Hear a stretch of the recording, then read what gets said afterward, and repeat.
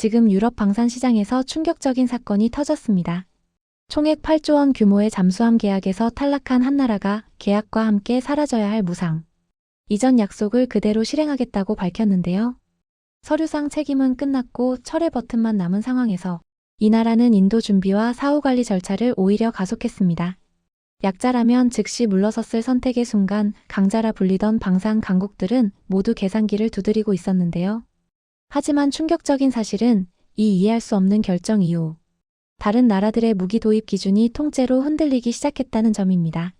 계약이 깨진 뒤에도 책임을 선택한 이 나라는 왜 이런 결정을 내렸고 그 한 번의 선택은 세계의 규칙을 어떻게 바꿔놓았을까요? 이 이야기는 단순한 해외 뉴스가 아닙니다.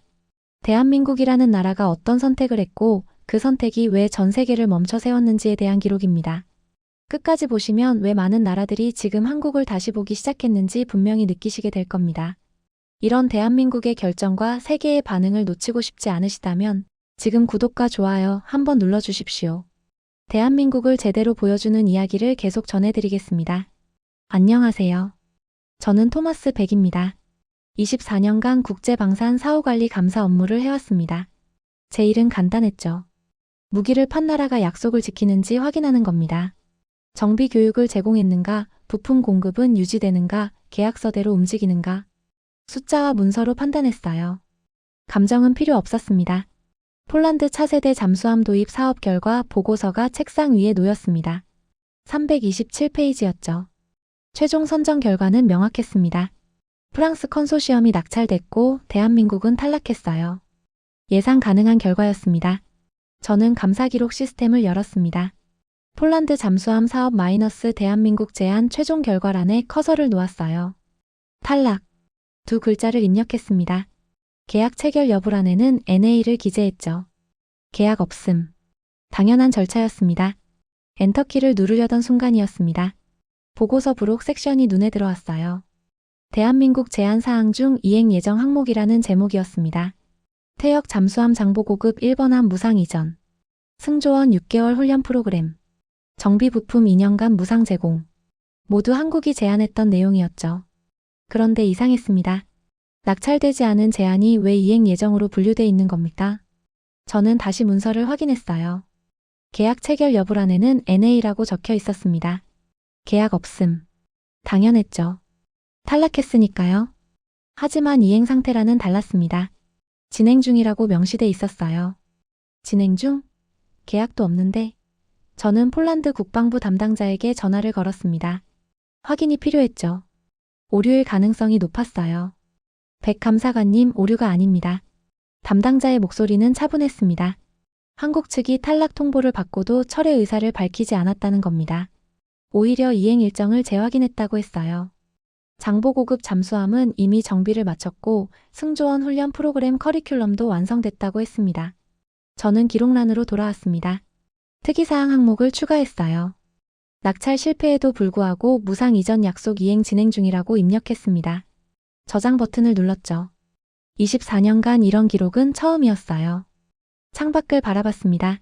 계약이 성사되지 않으면 제안은 자동으로 무효가 되는 게 상식이었습니다. 특히 무상 제공 항목은 즉시 철회되는 게 당연했어요. 비용 대비 효과가 없으니까요. 그런데 한국은 움직이지 않았습니다. 제 머릿속에 질문이 떠올랐죠. 왜? 무엇 때문에? 이미지 관리? 그렇다면 비효율적이었습니다. 탈락한 사업에 자원을 투입하는 건 손해였어요. 정치적 이유? 폴란드와 한국 사이에 특별한 외교적 압박은 없었습니다. 저는 파일을 다시 열었습니다. 한국 방위사업청 공식 문서를 찾았어요. K계열 무기체계 수출 사후관리 원칙이라는 제목이었죠. 원칙 3조항이 눈에 들어왔습니다. 제한된 이전 훈련 프로그램은 계약 성사 여부와 무관하게 이행한다. 계약과 무관하게? 이건 말이 안 됐어요. 계약이 사라졌다면 책임도 사라져야 정상입니다. 하지만 한국 문서 어디에도 철회 취소 보류라는 단어가 없었습니다. 모든 문장이 이행 준비 확정으로만 구성돼 있었어요. 저는 의자에 등을 기댔습니다. 뭔가 잘못됐습니다. 아니면 제가 모르는 무언가가 있었죠. 24년간 쌓아온 감사 원칙으로는 설명이 안 됐어요. 계약 없는 책임, 낙찰 없는 이행, 손해 감수. 이 모든 게 한 문서 안에 공존하고 있었습니다. 저는 기록 시스템에 최종 의견을 입력했습니다. 추가 조사 필요 마이너스 비정상 사후 관리 이행 패턴 확인됨. 저장했어요. 공식 기록이 완료됐습니다. 한국의 탈락은 이제 시스템에 남았죠. 하지만 그 옆에 이상한 문장도 함께 남았습니다. 뭔가 놓치고 있었습니다. 그게 뭔지는 몰랐어요. 하지만 분명했죠. 이건 단순한 선의가 아니었습니다. 선의만으로는 300억 원 규모 장비를 그냥 넘기지 않아요. 반드시 이유가 있었습니다. 저는 그 이유를 찾아야 했습니다. 저는 조사 파일을 열었습니다. 화면에 한국 방산 수출 이력이 떴어요. 지난 10년간 73건. 그중 계약 미체결 후 약속 이행 사례가 눈에 들어왔습니다. 11건이었죠. 퇴역 장비 무상 이전 9건, 훈련 프로그램 단독 제공 2건. 모두 낙찰 실패 후에도 진행됐어요. 패턴이 보였습니다. 정상적인 거래가 아니었어요. 계약 없는 이행은 시장 원리에 맞지 않았습니다. 저는 분류 체계를 작동시켰죠. 비정상 거래란에 체크했습니다. 시스템이 경고음을 냈어요. 추가 조사 필요 항목으로 자동 등록됐습니다. 전화벨이 울렸습니다. 에밀 라르손이었어요. 유럽 방산 로비 컨설턴트였죠. 목소리가 날카로웠습니다. 100 한국 사례 봤나? 지금 검토 중입니다. 검토? 이건 시장 교란이야. 계약 없이 퍼주는 게 정상으로 보이나? 에밀의 말투는 공격적이었어요. 하지만 틀린 말은 아니었습니다. 저는 화면을 응시했죠. 11건. 모두 손해였습니다. 자네 보고서에 뭐라고 쓸 건가? 사실만 기록합니다. 사실? 한국이 호구짓하는 게 사실이지. 전화를 끊었습니다. 하지만 에밀의 말이 머릿속에 남았어요. 호구, 시장 교란, 비정상. 모두 맞는 표현처럼 느껴졌습니다. 저는 과거 감사 보고서를 검색했죠. 계약 파기 후 약속 이행 사례. 검색 결과는 0건이었어요. 한국만 예외였습니다. 왜? 저는 한국 국방부 공식 입장문을 찾았습니다. 약속은 계약서보다 먼저 존재한다는 문장이 있었어요. 추상적이었습니다. 구체적 근거가 없었죠. 감사 보고서에 쓸 수 있는 내용이 아니었어요. 데이터를 다시 정렬했습니다. 한국이 무상 이전한 퇴역 장비 목록이었어요. 구축함 2척, 초계함 4척, 잠수함 3척. 총 가치는 약 4천억 원으로 추정됐습니다. 모두 계약 없이 넘어갔죠. 정비 비용까지 포함하면 6천억 원이 넘었어요. 손실이었습니다. 명백한 손실이었어요. 어떤 국가도 이런 선택을 하지 않았습니다. 저는 의자에 기대며 생각했죠. 정치적 압박? 자료를 뒤졌습니다. 폴란드 정부가 한국에 압력을 넣은 기록은 없었어요. 오히려 철회를 권유한 문서가 있었습니다. 그런데도 한국은 움직이지 않았습니다. 사후 관리는 계약의 산물이지 선의의 결과가 아닙니다. 24년간 제가 배운 원칙이었어요. 계약이 깨지면 책임도 사라집니다. 부품 공급 중단, 훈련 취소, 정비 지원 철회. 모두 정당한 조치였죠. 한국만 반대로 움직였어요. 메일함을 열었습니다. 국제방산감사기관 본부에서 온 메일이 있었어요. 제목은 한국 사례 긴급 검토 요청이었습니다. 내용을 읽었죠. 유럽 방산업계 43개 기업이 공동으로 문제 제기를 했다는 겁니다. 시장 질서 교란 우려, 불공정 경쟁, 덤핑 의혹. 저는 답장을 작성했습니다. 정밀 조사 착수, 2주 내 중간 보고 예정. 전송 버튼을 눌렀어요. 공식 조사가 시작됐습니다. 이제 한국은 설명해야 했죠. 왜 손해를 감수하는지, 무엇을 노리는지. 파일을 저장했습니다. 폴더명은 한국 비정상 MRO 이행 실태였어요. 비정상. 정확한 표현이었습니다. 정상적인 국가는 이렇게 하지 않았어요. 계약서에 없는 책임을 지지 않았습니다. 화면 속 한국 국기를 바라봤습니다. 뭔가 숨기고 있었어요. 분명했습니다. 선의만으로 6천억 원을 쓰지 않았죠. 반드시 계산이 있었습니다. 저는 그 계산을 찾아야 했어요. 마우스를 움직였습니다. 다음 조사 항목을 클릭했죠. MRO 이행 후 후속 계약 연계성 분석. 파일이 열렸습니다. 데이터가 로딩됐어요. 화면이 채워지기 시작했습니다. 숫자들이 나타났습니다. 그리고 저는 멈췄어요. 패턴이 보이기 시작했습니다. 아직 확신할 수는 없었죠. 하지만 뭔가 있었습니다. 분명히 있었어요. 데이터 화면을 응시했습니다. 한국방위사업청 공식 문서 324건이 검색됐어요. 저는 키워드를 입력했습니다. 철회 취소 보류 중단. 검색 버튼을 눌렀죠. 결과가 떴습니다. 0건이었어요. 다시 검색했습니다.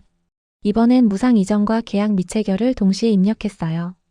11건이 나타났습니다. 모두 앞서 확인한 사례들이었죠. 저는 각 문서를 열었습니다. 하나씩 읽었어요. 첫 번째 문서였습니다. 페루 해군 퇴역 초계함 이전 건이었어요. 계약 탈락 후 3개월 만에 인도 완료. 문서 말미에 철회 검토 항목이 있었습니다. 하지만 체크는 안 돼 있었어요. 대신 이행 확정란에 도장이 찍혀 있었습니다. 두 번째 문서를 열었습니다. 필리핀 공군 훈련 프로그램 단독 제공건이었어요. 역시 낙찰 실패 후에도 진행됐습니다. 예산 재검토 필요 의견란이 있었어요. 하지만 최종 결제란엔 원안 이행이라고 적혀 있었습니다. 세 번째, 네 번째, 다섯 번째. 모두 같았습니다. 계약은 없었어요. 하지만 이행은 진행됐습니다. 문서마다 철회 가능 재협상 권장 같은 의견이 있었어요. 전부 무시됐습니다. 최종 결정은 항상 이행이었죠.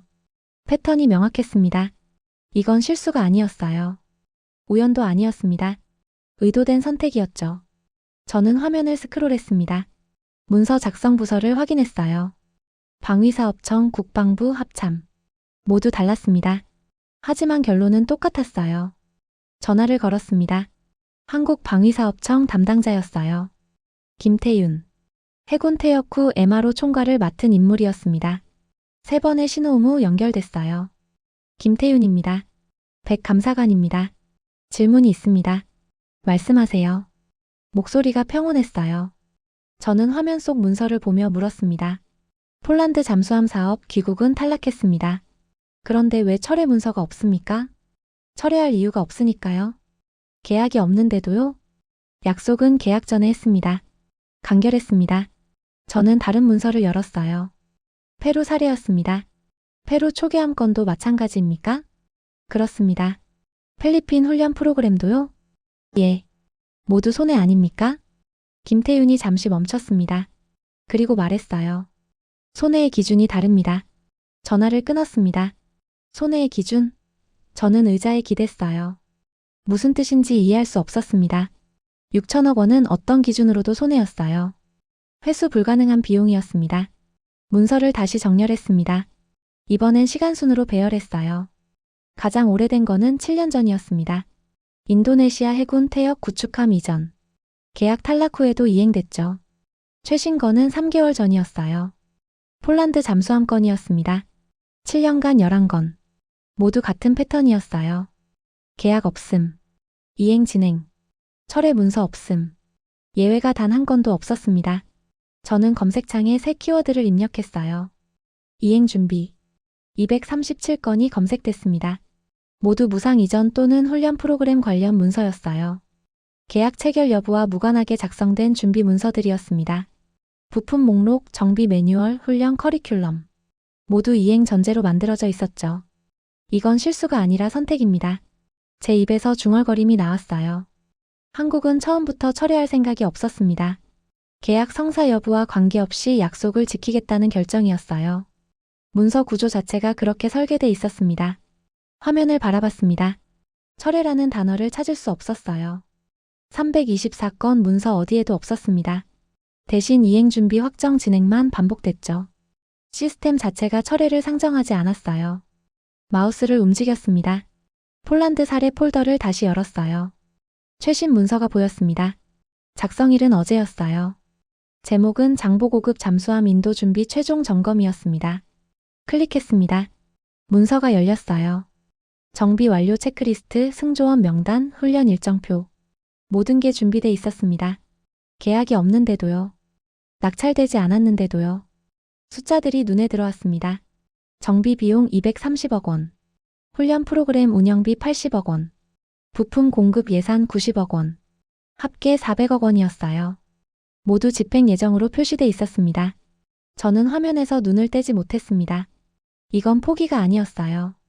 전략이었습니다. 철회 없는 시스템. 약속 우선 원칙.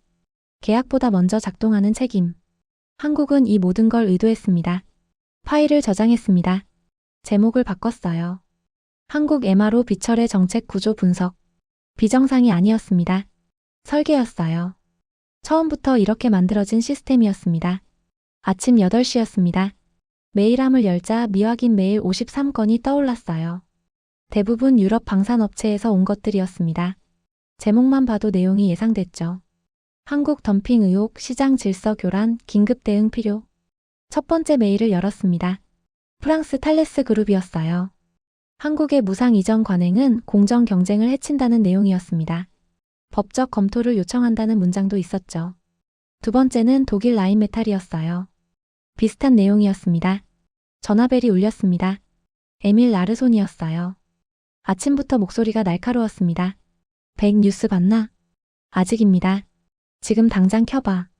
폴란드 언론이 난리야. 통화를 유지한 채 브라우저를 열었어요. 폴란드 주요 일간지 첫 페이지에 기사가 떠 있었습니다. 한국 탈락 후에도 잠수함 무상 제공 강행. 댓글이 3,000개를 넘었어요. 이게 정상으로 보이나? 에밀의 목소리였습니다. 저는 댓글창을 스크롤했어요. 호구 외교, 세금 낭비, 왜 우리가 받아야 하나? 비난이 쏟아지고 있었습니다. 압박이 시작됐어, 100. 압박이요? 유럽 방산협회가 움직인다. 2주 내로 공식 성명 낸다. 한국을 WTO에 제소하자는 의견도 나왔어. 전화를 끊었습니다. 화면 속 댓글이 계속 올라왔어요. 1분마다 10여 개씩 추가됐습니다. 감정적인 반응들이었죠. 저는 다른 언론사 사이트를 열었어요. 영국 파이낸셜 타임스였습니다. 사우스 코리어즈 프리 서브머린 기프트 IAISES 마커 컨선즈. 제목이 보였어요. 기사는 길었습니다. 유럽 업계 반발, 시장 질서 우려, 덤핑 논란. 모두 담겨 있었죠. 인용구도 있었습니다. 에밀의 발언이었어요. 계약 없는 무상 지원은 불공정 행위다. 저는 창을 닫았습니다. 메일함으로 돌아왔어요. 새 메일이 또 왔습니다. 국제방산감사기관 본부였어요. 제목은 한국 사례 긴급 브리핑 요청이었습니다. 내용을 읽었죠. 2주 후 브뤼셀 본부 출석. 유럽 방산협회 이사진 참석 예정. 중간 조사 결과 보고 필수. 저는 답장을 작성했습니다. 출석 확인. 보고서 준비 중. 전송했어요. 2주. 시간이 없었습니다. 결론을 내야 했죠. 한국은 왜 철회하지 않는가? 답을 찾아야 했어요. 오후 2시였습니다. 한국 국회 국방위원회 회의록을 찾았어요. 폴란드 잠수함 사업 관련 질의가 있었습니다. 야당 의원의 질문이었죠. 탈락했는데 왜 예산을 집행합니까? 방위사업청장의 답변이 이어졌어요. 약속은 지켜야 합니다. 손해 아닙니까? 장기적 신뢰 구축입니다. 야당 의원이 다시 물었습니다. 국민 세금을 왜 외국에 퍼줍니까? 퍼주는 게 아니라 투자합니다. 회의록은 거기서 끝났어요. 저는 화면을 응시했습니다. 투자? 무엇에 대한 투자인지 설명이 없었어요. 구체적 근거도 없었습니다. 전화를 걸었습니다. 김태윤이었어요. 연결음이 3번 울렸습니다. 김태윤입니다. 백입니다. 질문하겠습니다. 말씀하세요. 지금 유럽 전체가 귀국을 비난합니다. 언론, 업계, 정치권 모두요. 그런데 왜 결정을 바꾸지 않습니까? 김태윤이 잠시 침묵했어요. 그리고 답했습니다. 비난은 예상했습니다. 예상했다고요? 처음부터 알고 있었습니다. 그런데도 진행합니까? 그렇습니다. 이유가 뭡니까? 김태윤의 목소리가 낮아졌어요. 이 정도 비난을 감수할 이유가 대체 뭡니까? 제가 물었습니다. 김태윤은 답하지 않았어요. 대신 다른 말을 했습니다. 감사관님, 2주 후 브뤼셀 회의 참석하시죠? 그렇습니다. 그때 자료를 드리겠습니다. 무슨 자료입니까? 우리가 왜 철회하지 않는지에 대한 답입니다. 전화가 끊겼습니다. 저는 수화기를 내려놓고 창밖을 바라봤어요. 답? 지금까지 모든 문서를 뒤졌는데도 답은 없었습니다. 김태윤은 무엇을 보여주려는 걸까요? 저녁 6시였습니다. 폴란드 국방부 공식 입장문이 발표됐어요. 내용은 짧았습니다. 한국의 무상 이전 제한을 재검토 중. 수용 여부는 미정. 재검토. 거부 가능성을 시사하는 표현이었죠. 댓글이 다시 폭발했습니다. 거절해라, 필요 없다, 자존심 없나? 여론이 악화되고 있었어요. 한국에 대한 비난이 폴란드 내부로 확산됐습니다. 메일이 또 왔습니다. 유럽 방산협회 회장 명의였어요. 한국 정부의 공식 서한 발송 예정. 무상 이전 철회 요구. WTO 제소 검토 중. 저는 메일을 닫았습니다. 압박이 거세졌습니다. 언론, 업계, 정치권, 여론. 사방에서 한국을 향했어요. 이 정도면 보통 국가는 굴복합니다. 정책을 수정하죠. 하지만 한국방위사업청 홈페이지를 열어봤습니다. 공지사항이 올라와 있었어요. 장보 고급 잠수함 폴란드 인도 일정 확정. 2개월 후 부산항 출항 예정. 일정 확정. 여론이 폭발하는데도 변화가 없었습니다. 저는 의자에 기댔습니다. 뭔가 보이지 않는 게 있었어요. 분명했습니다. 한국은 이 압박을 견딜 만한 이유를 갖고 있었죠. 저는 그 이유를 아직 몰랐습니다. 2주 후 브뤼셀에서 알게 될까요?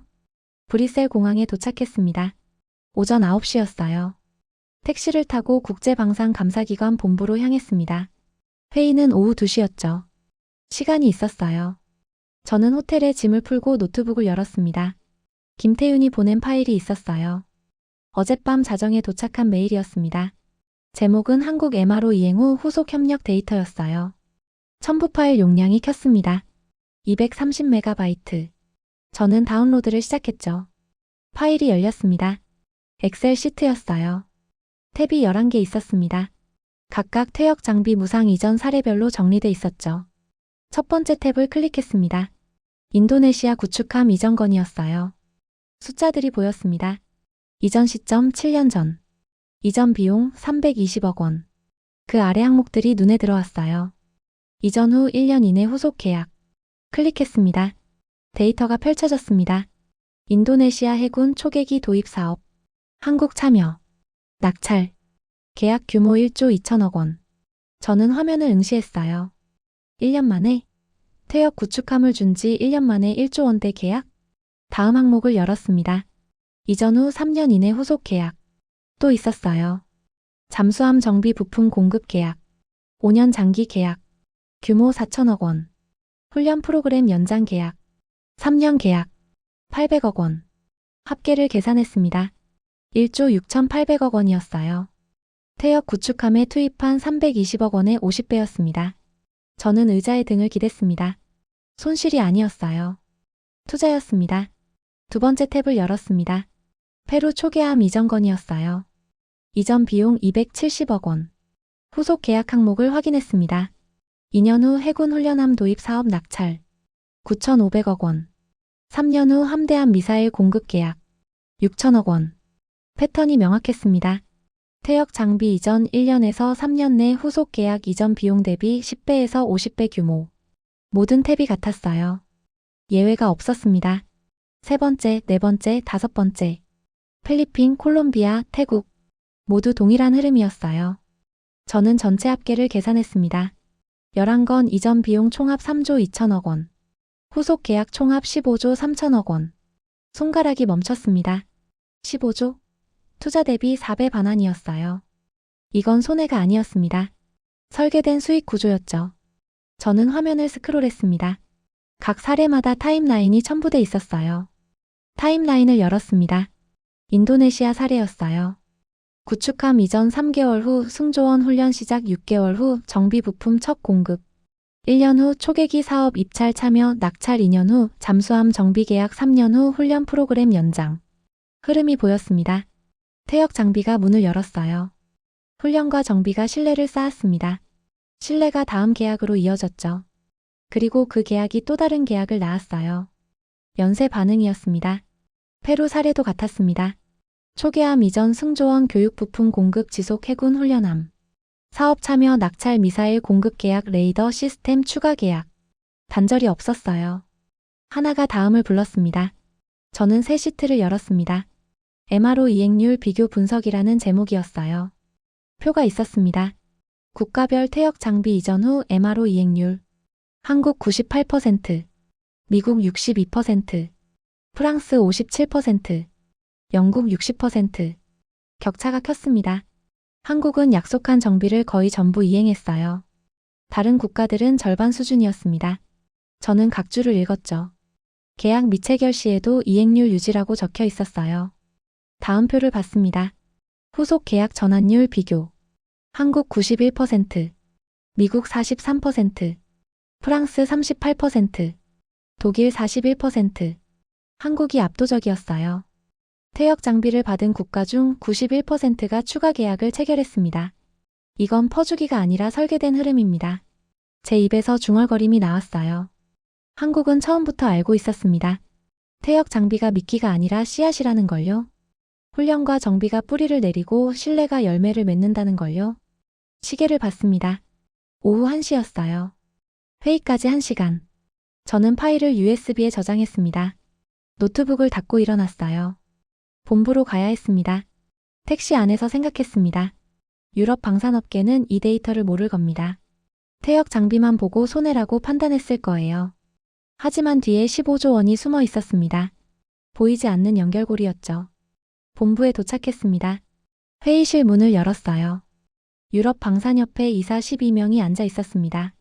에밀도 보였어요. 모두 저를 바라봤습니다. USB를 꺼냈습니다. 프로젝터에 연결했어요. 첫 슬라이드를 띄웠습니다. 한국 MRO 전략 분석 손실인가 투자인가? 제목이 화면에 떴습니다. 설명을 시작했습니다.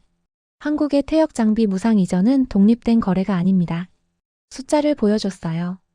투자 3조 원, 회수 15조 원, 4배 수익입니다. 회의실이 조용해졌습니다. 회의실 스크린에 마지막 슬라이드가 떴습니다. 결론 한국의 선택은 전략이다. 문장이 화면을 채웠어요. 저는 리모컨을 내려놓고 참석자들을 바라봤습니다. 12명 모두 침묵하고 있었죠. 에밀이 먼저 입을 열었습니다. 100, 이 데이터 신뢰할 수 있나? 한국방위사업청 공식 기록입니다. 조작 가능성은? 3자 검증 완료했습니다. 각국 국방부 계약 기록과 대조했어요. 에밀이 고개를 저었어요.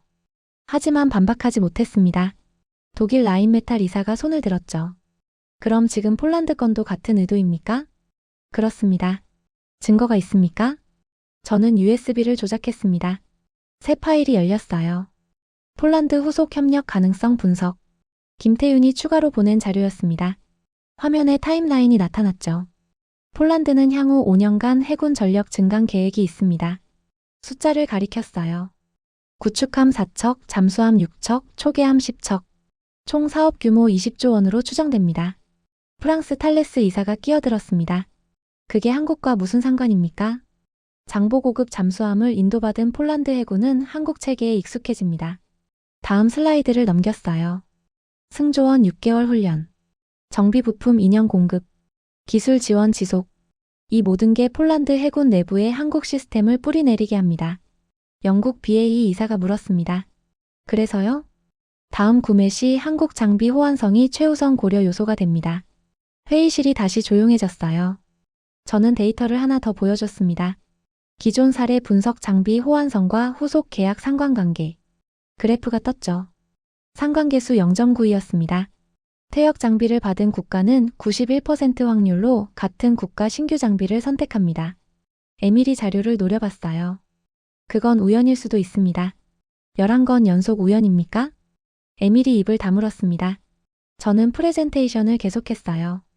한국이 폴란드에 제공하는 훈련 내용을 보여줬습니다. 잠수함 운용, 전술 교리, 정비 체계. 모두 한국 방식이었죠. 2년 후 폴란드 해군은 한국식 작전 체계에 익숙해집니다. 다음 슬라이드였어요. 그 시점에 폴란드 차기 구축함 사업 입찰이 시작됩니다. 한국 체계와 호환되는 장비가 유리해지죠. 프랑스 이사가 테이블을 쳤습니다. 이건 불공정 경쟁입니다. 어느 조항을 위반했습니까? 그건 프랑스 이사가 말을 잇지 못했어요. 저는 국제방산거래 규정 문서를 띄웠습니다. 무상기술 이전 금지 조항은 없습니다. 퇴역 장비 제공 금지 조항도 없어요. 계약 전 훈련 제공 금지 조항 역시 없습니다. 화면을 가리켰습니다. 한국은 모든 규정을 준수했습니다. 다만 다른 국가들이 하지 않던 방식을 택했을 뿐이죠. 독일 이사가 팔짱을 꼈습니다. 우리도 같은 방식을 쓸 수 있다는 말입니까? 가능합니다. 왜 안 했죠? 손해라고 판단했으니까요. 실제로는요? 투자였습니다. 회의실 분위기가 바뀌었어요. 비난에서 계산으로 전환됐습니다. 이사들이 서로 눈빛을 교환했죠. 저는 최종 슬라이드를 띄웠습니다. 대한민국 방산 MRO 전략 공식 평가 결론. 문장을 읽었습니다. 한국의 계약 무관 약속 이행은 시장 교란이 아닙니다. 장기 신뢰 구축 전략이며 국제 규정에 부합하는 합법적 경쟁 방식입니다. 에밀이 자리에서 일어났어요. 이건 인정할 수 없습니다. 근거는요? 우리 업계 전체가 반대합니다. 감정은 근거가 아닙니다. 에밀이 회의실을 나갔습니다. 문이 쾅 닫혔어요. 남은 이사들은 움직이지 않았습니다. 저는 프로젝터를 껐죠.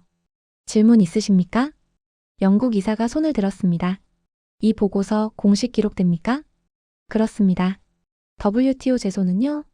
근거 불충분으로 각하될 겁니다. 독일 이사가 노트북을 열었어요. 뭔가 타이핑하기 시작했습니다. 프랑스 이사도 전화를 꺼냈죠. 회의실이 술렁였습니다. 저는 USB를 뽑았습니다. 공식 보고서 작성을 시작해야 했어요. 한국방위사업청 홈페이지를 다시 확인했습니다. 장보고급 잠수함 인도 일정은 그대로였어요. 47일 후 부산항 출항.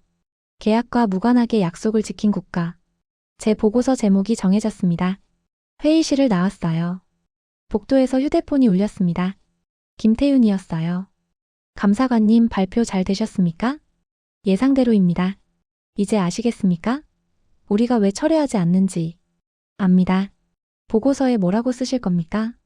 저는 창밖을 바라봤습니다. 사실만 씁니다. 전화를 끊었어요. 브뤼셀 본부 회의실이었습니다. 오후 2시였어요. 유럽 방산협회 이사 12명이 앉아 있었습니다. 에밀도 보였죠.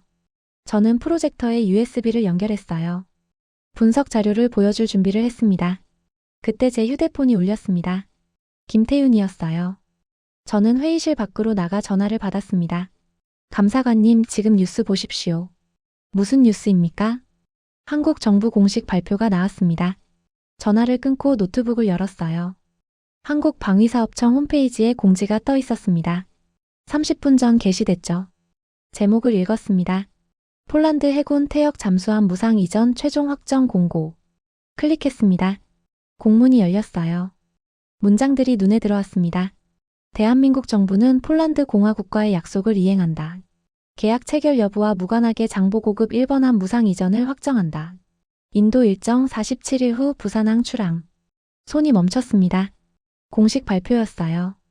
더 이상 검토나 준비가 아니었습니다. 확정이었죠. 저는 스크롤을 내렸습니다. 발표문 하단에 문장이 추가돼 있었어요. 약속은 계약서 이전에 존재하며 신뢰는 조항보다 우선한다. 회의실로 돌아왔습니다.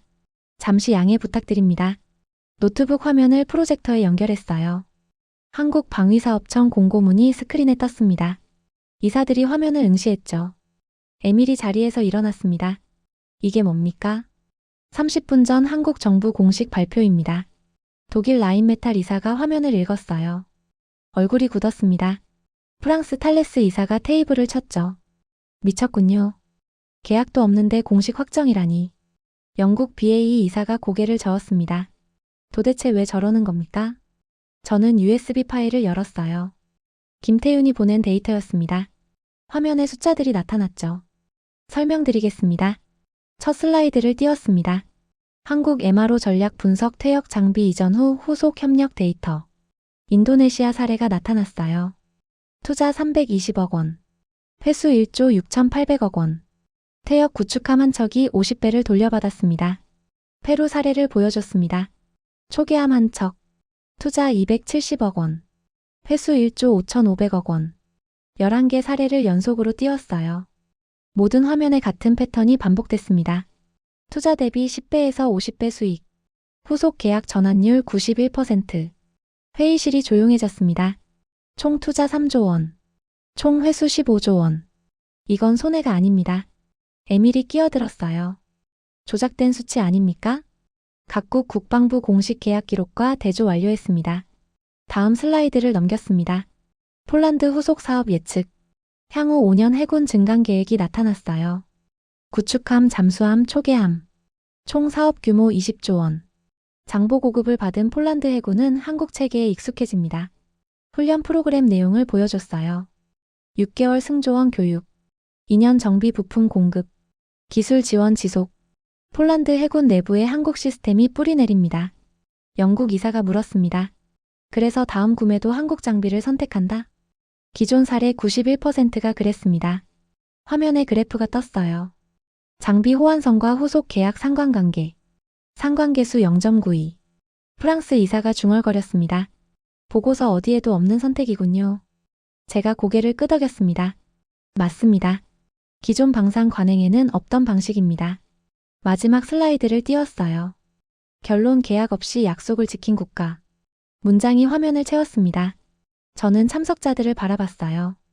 한국은 계약서보다 약속을 우선했습니다. 조항보다 신뢰를 선택했죠. 에밀이 자리에서 일어났습니다. 이건 불공정 경쟁입니다. 어느 규정을 위반했습니까? 그건 무상기술 이전 금지 조항 없습니다. 퇴역 장비 제공 금지 조항도 없어요. 한국은 모든 국제 규정을 준수했습니다. 에밀이 회의실을 나갔습니다. 문이 닫혔어요. 남은 이사들은 화면을 응시했습니다. 독일 이사가 노트북을 열었죠. 계산을 시작했어요. 저는 프로젝터를 껐습니다. 질문 있으십니까? 아무도 대답하지 않았습니다. 회의실이 술렁였어요. 이사들이 서로 눈빛을 교환했습니다. 비난이 아니었어요. 계산이었습니다. 휴대폰이 울렸습니다. 김태윤이었어요. 복도로 나가 전화를 받았습니다. 발표 확인하셨습니까? 봤습니다. 이제 아시겠습니까?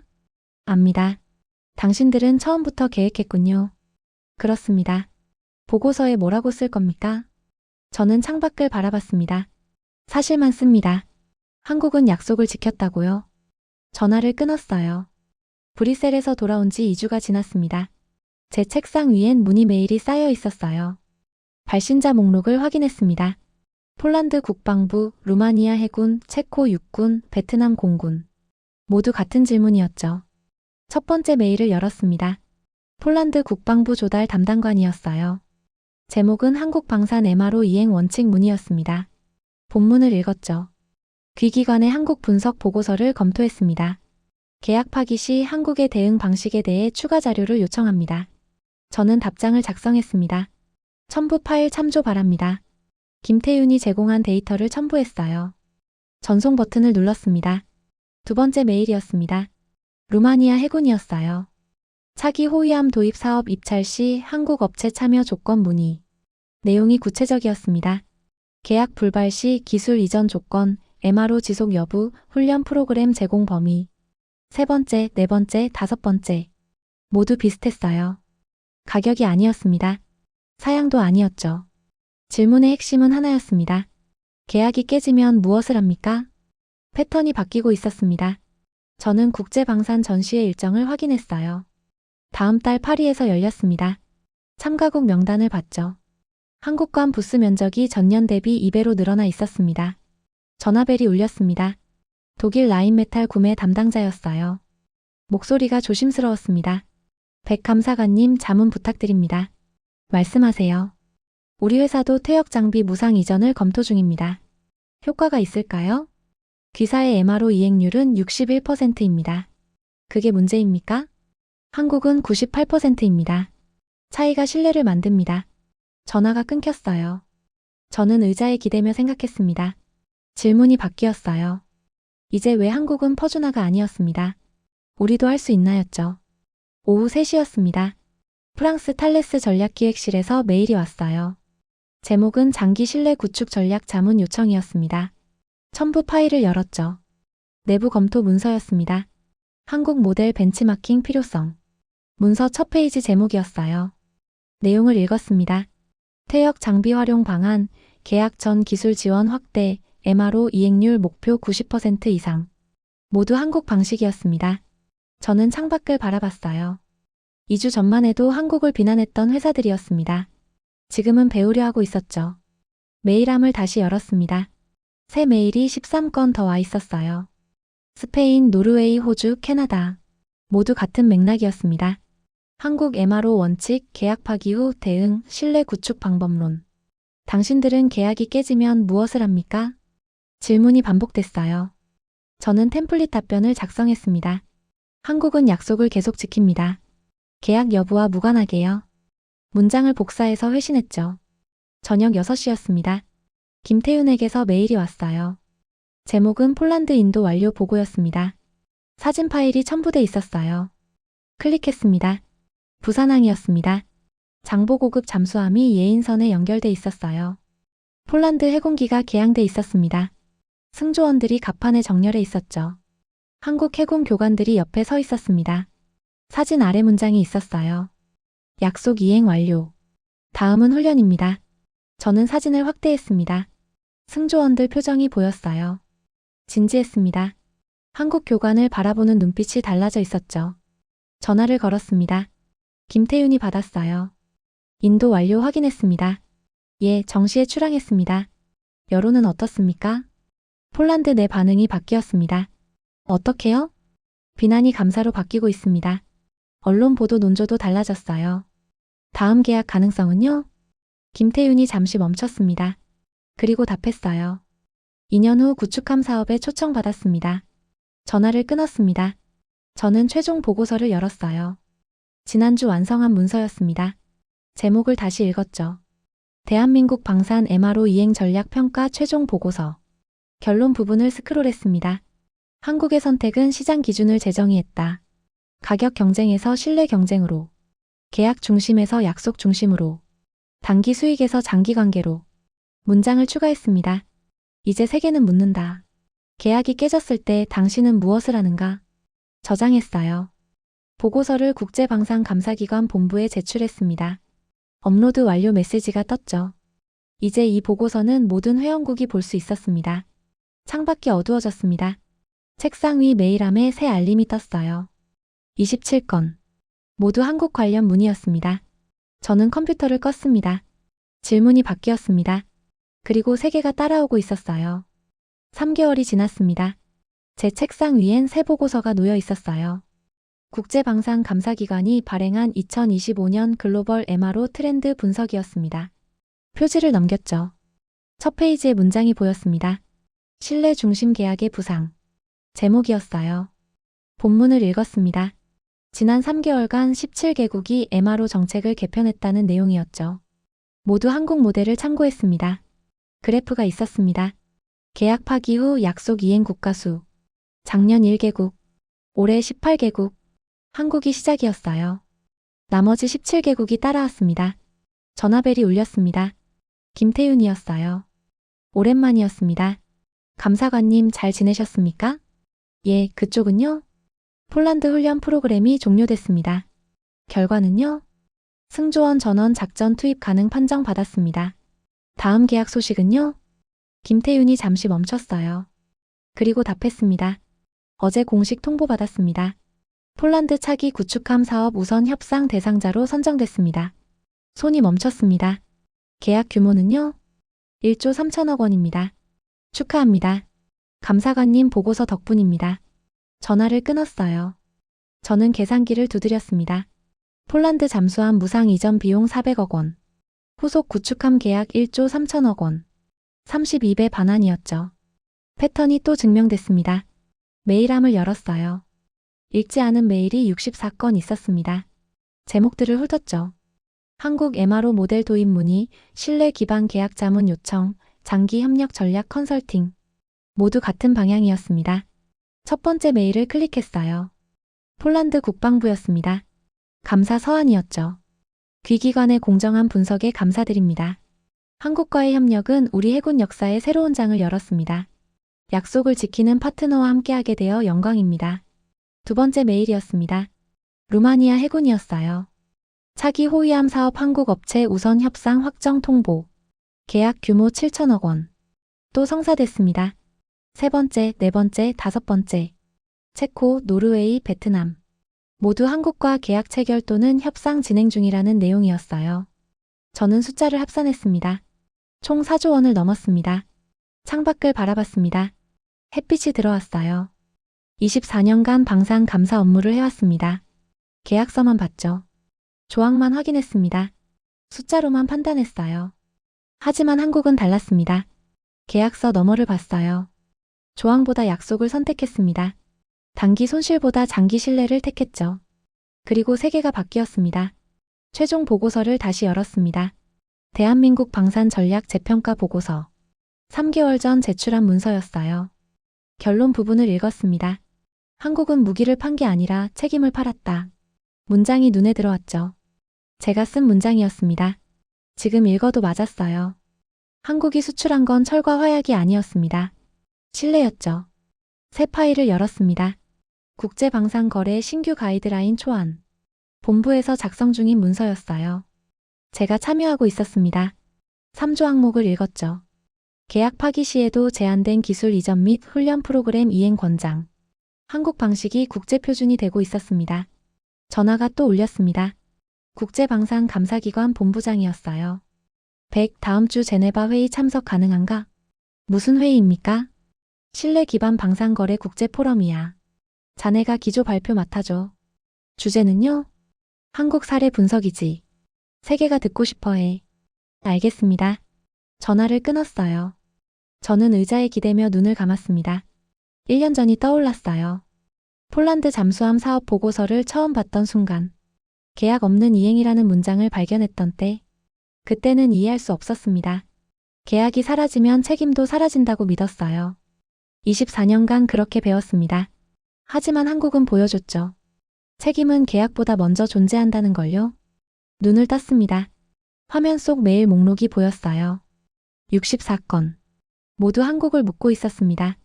어떻게 하는지, 왜 하는지, 우리도 할 수 있는지. 답은 간단했습니다. 신뢰는 비용이 아니라 자산입니다.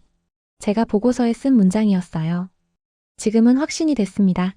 한국이 3조 원을 쓴 건 손해가 아니었어요. 10조 원을 벌기 위한 투자였습니다.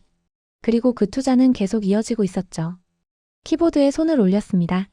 제네바 발표 자료를 작성해야 했어요. 제목을 입력했습니다. 약속이 계약을 이기는 방법 대한민국 사례 연구. 엔터키를 눌렀습니다. 첫 문장을 썼습니다. 한국은 무기를 판 게 아니라 책임을 팔았습니다. 타이핑을 계속했어요. 손가락이 빠르게 움직였습니다. 숫자, 사례, 패턴. 모든 게 명확했어요. 세계는 이제 알고 있었습니다. 계약서는 시작일 뿐이라는 걸요. 진짜 경쟁은 계약이 끝난 후에 시작된다는 걸요. 그리고 그 경쟁에서 한국이 이기고 있다는 걸요.